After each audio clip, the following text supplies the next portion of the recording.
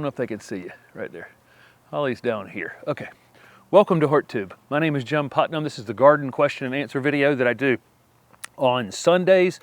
You can ask gardening questions down below this video, and I pick from those each week. I try to pick ones that are relevant. And I think there's like exactly 20 questions that I picked from last week's video for this week. And again, just ask them down below. And I do these every Sunday. So this past week, put up a video I guess you'll have seen while you're watching this yesterday, which is with some new plants that we had brought back from a visit to Mr. Maple, the Cox Arboretum, a couple other things we did on that trip as well. And I've put up those videos if you haven't watched those. I put up a video on Thanksgiving planting some bulbs around the neighborhood, and shot another bulb planting video that hadn't gone up yet. There was one other thing earlier in the week, and I'm missing that. I have updated my website, made some changes on it. There's a newsletter sign up thing down at the bottom that I want to come around to sending out a newsletter occasionally. If you want to sign up for that, it's no charge for that. And I'm working on a gardening series that will be a charge for that. That is some videos that I've shot already and put up on the channel for that. It's the first thing I've ever tried to, first thing I've ever charged for since I've been doing this channel. And I'm working on it. It's only partially complete at this point, but I'm adding to it nearly every day. And I'm organizing the channel within that Learn to Garden series. So like if you watch a video and it's on how to prep beds, I go back and link all the videos from the 1,300 videos on this channel that are relevant to that as well. So if you're newer to the channel, it's also an organization of the 1,300 videos on the channel. Because people ask me, have you ever done a video on this? Yes, probably. That 1,300, I've covered a lot of topics in gardening for sure. But anyway, there's something I'm working on. I'll talk more about it. I'll talk more about it later. Let's see. So let's get to some gardening questions. Again, there's like 20 here on the list. So let's jump right in. Somebody has a styrax, which is a flowering tree. It's a Asian flowering tree with little white flowers. I had there's a styrax video on the channel because I planted a styrax back at the old house. If you want to look that up, but they have one to move. They're going to root prune it like I've shown before, and then they're going to wait a few months, and then they're going to move it. It still has leaves on it, and they wondered if that was any problem.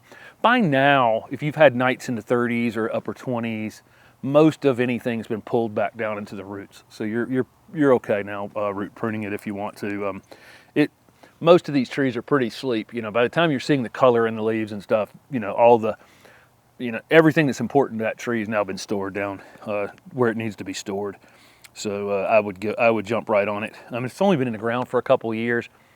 I'd probably move it regardless. I don't think it'll be all that well rooted in anyway. So somebody has some narrow planting beds and wanted to know, are there certain shrubs and things they should stay away from that might damage a retaining wall or their foundation of their house? No, not really. I've planted, things like Chinese hollies or broadleaf hollies, Ilex cornutas, maybe like dwarf Burford or something like that. Those things get root systems on them that are just massive, and I've never seen them hurt anything. And I mean those are about the most serious rooting shrubs. Now, I'm not going to plant weeping willows and meadow sequoias or dawn redwoods, things like that up against my foundation, because I do know that there are trees with roots that can definitely hurt it. But most of your shrubs that you would pick for your foundation aren't really going to do. I've never seen them do any significant or any damage to anybody's foundations. And I've pulled stuff off of foundations that were 50 and 60 years old. Heck, the azaleas that are out front now. Azaleas are not a great example of aggressive rooting plants. They're not that aggressive. But those are 50 years old out there. They wouldn't phase this haven't phased this foundation and wouldn't. Okay, let's see. Oh, so somebody just was. I don't know if this was even a question, but I wrote it down because they were just talking about strange behavior. They're in Oklahoma, and so they've got trees that it got so dry that they went dormant during the summertime, lost their leaves. I think that was a pistachio. They've got trees with leaves on them that haven't even got their fall color yet. They've got trees with, that either drop their leaves early or not dropping their leaves at all, or they just crinkled up on the plant. They don't have good color. I mean, a lot of that just comes from it being dry and just having, the kind of heat that you had out there in the middle of the country, at times this year. The temperatures in 110, 115 degrees. A lot of the issue with gardening out in the middle of the country is that range of temperature that you have. Like the coldest temperature I'm going to get here, I mean, in like the worst winter I'm going to have, versus the hottest temperature I'm going to have during the summer, is a narrower band than you have. And that, it really starts to hurt plants when you could have -10 all the way up to 120, Fahrenheit. When you have that kind of range, boy, it can really, there's not a lot of plants that like that whole spectrum.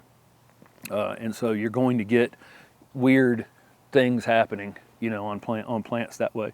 Grasses don't care, at all, and probably most of the native plants, out there in the Midwest. But a lot of things do. A lot of Asian plants just don't. I mean, our temperate climate Asian plants from Southeast Asia, Japan, Korea, China, those plants, they don't have that kind of range where it's typically in the Pacific Northwest we have a narrow range, but for some reason now it's they're having 100-degree temperatures during the summer as well. But they usually have that. The narrower the range, a lot of times the happier the plant, happier plants are, and the more things that you can grow.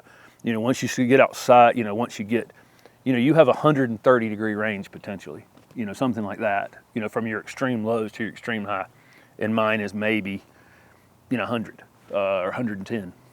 Something like that. It really does. It really can make some funky conditions on things, I'm sure.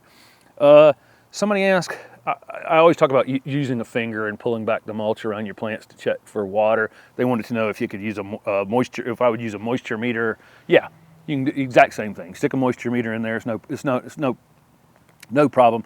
I always say that just because I'm not salesman-y. I probably should say, everyone buy a moisture meter and it's linked down below from my Amazon links. And, I should say that in the video and get some of that Bezos Amazon money, right? But I'm just not very salesman-y. So I don't. But yeah, moisture meter is fine, or use your finger and check and see if something needs water. It doesn't matter. Somebody, again, I get this question all the time, so I keep bringing it up occasionally about the multiple plants in one pot. So this person bought Nellie Stevens hollies, and there's 3 in each container. They don't think they can cut away or pull away. They think the plants will look bad. I don't think your Nellie Stevens hollies are going to have a problem with it, having 3 in a container. They probably were the type of plant that can fight it out. Not a big fan of this. I've mentioned it before, but it is the world we live in. Is they put multiple plants in containers so that they finish faster.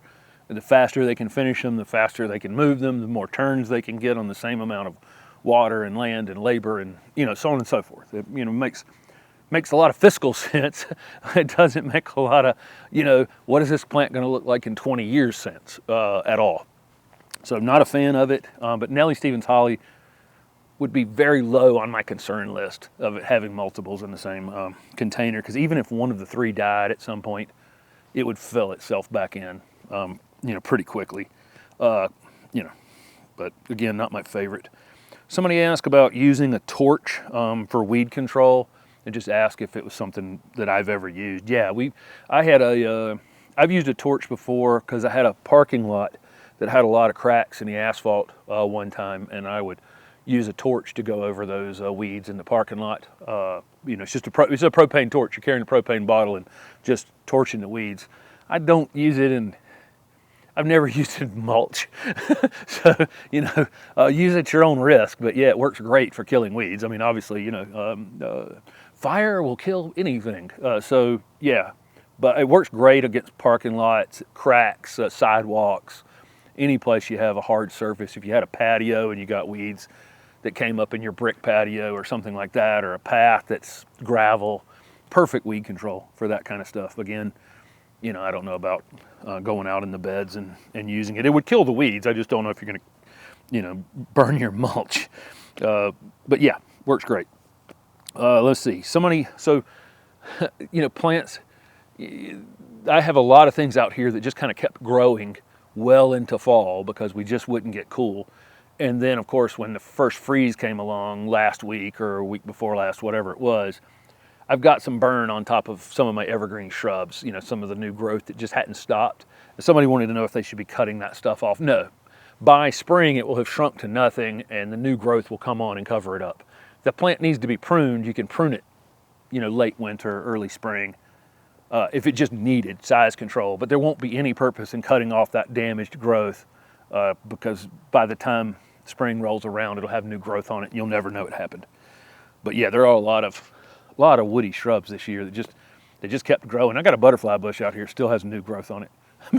It'll be December, in a few days. It's kind of crazy. Let's see. Somebody asked about when to use dormant oil on their fruit trees. So a lot of people use dormant oil, and it can be soybean oil. There's a few different oils that are used, but I used to use soybean oil I would use it on some of my gardenias that got, some of our plants at the nursery that had scale issues. We would use it in the winter for that, and then we would use it for, there's a few insects. We would use dormant oil, or we call it dormant oil because it's typically while the plants are dormant when you use it. They wanted to know if it was too late. No, you're way too early. We don't use dormant oil until late winter, early spring. The insects that you're trying to kill that are over winter, the scale insects, whatever it is that you're trying to kill, are not actually active when it's super cold outside, and that dormant oil won't do a whole lot to them if they're not, actively. That's somebody hammering on something over here. They're not actively moving. So late winter, before your fruit trees start waking up, as the soil temperature is warming up, that's when you start you can use the dormant oil spray. You could use it now, it just will likely be ineffective at what you're trying to accomplish. Somebody asked about mixing in daffodils so they aren't ugly. Daffodils will linger a long time after they bloom, and so then they go through the process of fading back to the ground. That process can last several weeks once they start fading back. I don't think they're particularly ugly when they stop flowering. It's just that a week or two after that, when they start to, when they've gotten all the energy they need and they start fading back. Ours are just intermixed in everything. And so, they're not just in big groups by themselves, or in straight lines, or they're in little pockets in between other things. So I've got lots of other, rather than plant 100 of the same kind of daffodil in one spot, we plant 9 or 10 or 12 in a little pocket. And then next to that pocket will be something that will be flowering right behind the daffodils, maybe in the spring, early flowering perennial, or it's an evergreen shrub, or it's a conifer, or it's a variegated plant, something that will take your eye off of it. And so you're not, locked in on it. When you have big giant swaths of them, that's when it really shows up that they're not the most attractive thing. So I think about using my bulbs intermixed into especially things that are going dormant. Like I put the bulb video, the daffodil video that you guys will see this week, planting them in the front garden. They are going behind, I planted one group behind a butterfly bush that will get cut back to the ground right about the time the daffodils are coming out of the ground in the spring. And there's a salvia next to it that just got zapped by the cold.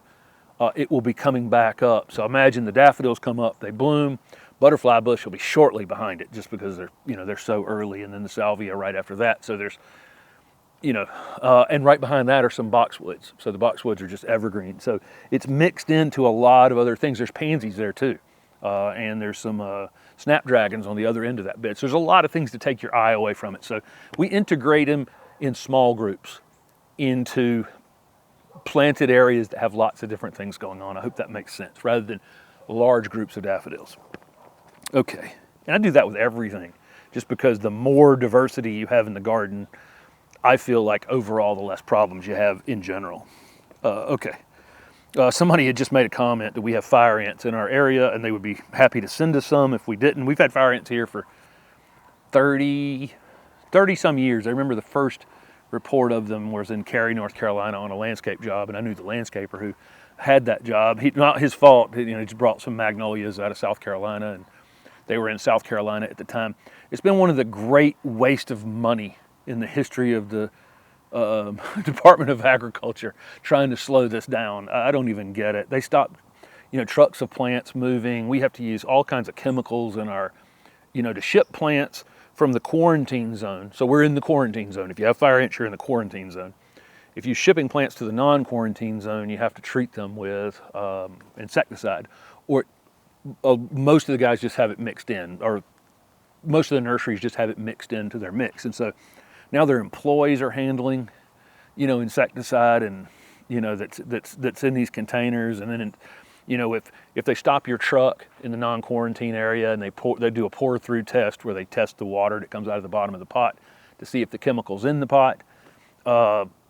The whole thing's been a waste of time. Fire ants are going to go as far north as fire ants can go, period.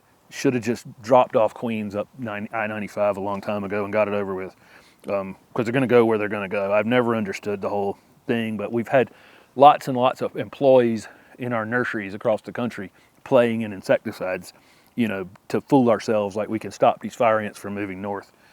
I don't know. Let's see. Somebody asked is there any reason to be hesitant of buying grafted trees? No, people have been grafting things for 200 years probably, or maybe more. I have no idea when people started grafting. It's probably 200 years.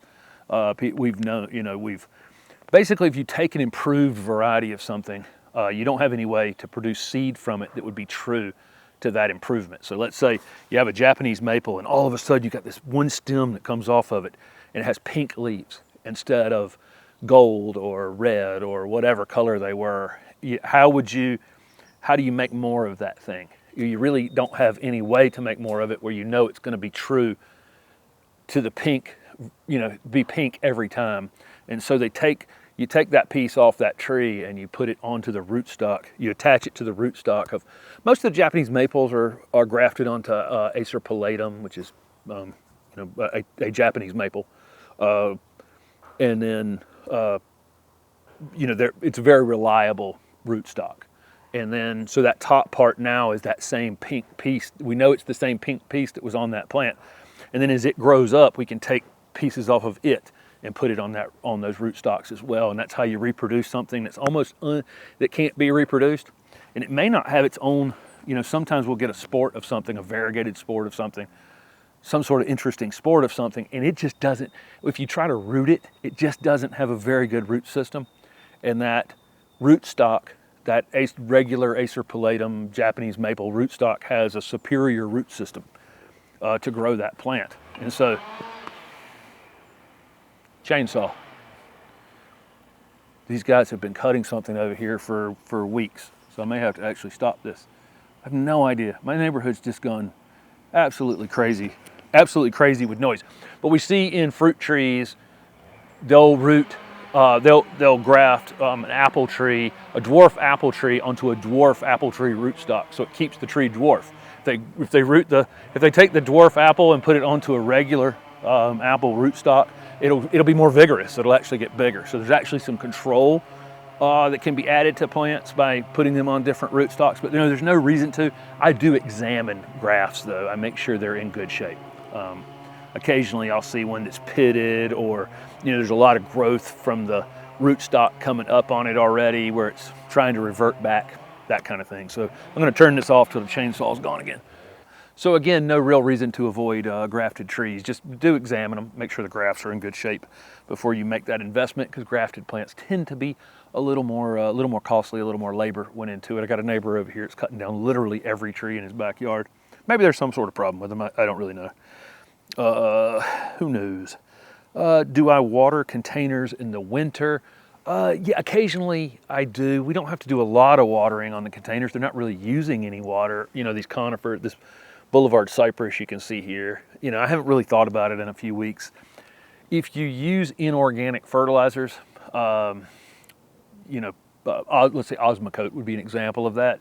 You do want to water them a few times during the winter just to flush some of those salts out of the pots. We had to do that at the nursery when we used inorganic fertilizers. I'd take the covers off occasionally and we would just drown the place to try to flush salts out of the pots. So keep that in mind. But I use all organic fertilizers, and I'll have to water a couple times during the winter, but not a whole lot while things are, you know, pretty dormant. You can really see the coloration on the top of the soil, you know, where the pansies and things are in these containers back here. And if it's dark, I just keep walking. You know, if the color changes, a lighter color, you know, I water them. But a once a week rain is probably more than adequate. Let's see, somebody asked if they could kill dollar weed with vinegar spray and if I've ever used vinegar spray to kill weeds. I have a whole video on the channel for using vinegar spray for weeds. The 50% or the really high, maybe it is just 30%. Make sure you're using the high concentration of vinegar and then being super careful. That stuff can really burn you. There's more safety precautions on that vinegar than there ever was on Roundup. So be super careful. I mean, it can cause, it's listed for permanent eye damage. I mean, there's only just a few chemicals I've ever seen that were listed for permanent eye damage. They all say, if you get in your eye, get it out right away, that kind of thing. But only a few chemicals. Have I ever read the chemical you know, the warnings, and it said permanent eye damage. The vinegar does, and so make sure you're using goggles, make sure you're using gloves. You know, sometimes, you know, but it is effective. I mean, it's not effective on perennial weeds like liriope and mondo grass and ivy and some of those things that it burns it back and then they just come right back up. But it's pretty effective against most soft annual weeds. And then as a follow-up question, somebody asked me, the same person asked if dollar weed and farfugium are related. I don't know why. I guess just because of that roundish leaf shape that dollar weed has. No, they're not related. Farfugium is actually an aster. It's in the aster family. So things like coneflowers, rudbeckia or black-eyed Susans, asters, chrysanthemums, dahlias. You know, we call those flowers composites. It's the sunflower family as well as the aster family. We can call it both. Notice how a sunflower has all the individual seeds form because those were all individual flowers. And so the flowers on asters are composites of a lot of different flowers. And so once you learn to recognize an aster, the farfugium will also show it to you as, you know, shows up as being an aster when you see the flower. And that's the main thing. Leaves are a terrible indicator of how to group plants and how to identify plants, because plants actually evolve in spaces to look kind of similar to combat the issues. Like, here comes the chainsaw again. So I'll finish this one and I'll turn it off again. So the plants are evolving let's say they're evolving in the desert. They all end up looking the same. They all take on thorns so that rabbits won't eat them, because if you get eaten in the desert, you don't get to come back very quickly. You might evolve night flowers, you know, for moths, because a lot of things won't come out during the day in a desert climate. You might evolve all kinds of similar things, even though you're in different plant families. So leaves become a terrible indicator of what plant family something's in. Flowers are, if you can compare flowers are definitely the main way to identify things. Dollar weeds in the Araliaceae. Okay, so asters are the Asteraceae. That's the one that farfugium's in. Araliaceae includes ivy, and it includes Fatsia. Fatsia japonica. I've got a Fatsia over there. This is Fatshedra, which is a cross between hedra or ivy. You can't see me, I don't know. And Fatsia. That's Fatshedra. And then let's see, what else is in there? Ginseng is in the Araliaceae. Schefflera, if you might have a Schefflera in your house. Big plant family, but they are different plant families. Asters are one of those ones that once you see a flower on an aster and realize it's lots of different flowers all together, you'll start to pick up on it pretty quickly. Asters are arguably the most successful plant family on the planet. Orchids may actually have more species, but they're mostly right around the equator, whereas asters are just everywhere on the planet, pretty much. So anyway, I thought that was an interesting question about two plants, but again, leaves can really trick you. when you're trying to identify plants. Flowers are the best indicator. Let's see. Somebody has the chainsaw stopped again. Somebody has a hinoki cypress, and 3 months out of the year it's in the shade. I don't know where you are, and I don't know what months it's in the shade. If it was in the shade in the summertime, that would be more problematic. But if it's winter shade, you might be able to get away with it unless the area is really wet, because most conifers don't like wet feet. If it's for me, I'm just going to watch that plant, see how it goes. If it starts to get a little thin and stretch some, I'm going to assume it's not in enough light and move it to someplace that's better, but it's not going to kill the plant quickly or anything, so I would go with it. If it's winter shade, it's probably okay, again, as long as it's not wet, but it does need the sun in the summertime. My dwarf hinoki cypress is in, gosh, I mean, it's probably getting 11 hours of sun in the summertime out there. Somebody asked, they're pulled back their wood chips. They put down thick layer of wood chips, just like I showed in this video, and I'm going to be teaching in this Learn to Garden series. And when they pull it back, there's a white or yellowish mold down at the bottom of it. What you're seeing is beneficial bacteria, beneficial fungi coming to life, breaking that material down, putting it in an available form for plants when you come along and do that in the future. It's all to your benefit, not a problem. Somebody has a jacaranda tree in zone 8B. That's that purple flowering kind of subtropical tree that you see a lot in South Florida, and then like South Texas, and then over in California. Really kind of almost tropical. It's probably hardy zone 9, maybe 9B to 11, maybe 9A. And they're in zone 8B. Wanted to know if they should be covering it. I probably would protect it for the first couple winters. I mean, it is a tree, and I think once it gets pretty established, it will take more of a beating than you would expect. But that first winter or two, if it's very small, you're probably going to want to cover it when it's below freezing, which you're not going to get a lot of below freezing, down there in 8B. But when it is, I probably would want to protect it the first couple of years. Okay, let's see. Somebody asked if I'm putting a patio in the backyard. This piece of lawn that I've let decline, because honestly it's just in too much shade, is going to be a patio. It's going to be slightly smaller than the lawn currently is, but yes, this is going to be a patio that I'm sitting in, and I've been collecting bricks. If you see the background in a couple of videos, there's a big pile of bricks leaning up against the fence over there, and it doesn't look great, but I'm going to intermix bricks and stone, natural stone and bricks together. You'll see I'm going to make basically a patio that looks like it has a brick sidewalk going through it. And let's see, somebody's in zone 6. They have petunias that have seen a couple freezes, but they haven't died. I wanted to know if petunias if they're just tougher types of petunias that they have.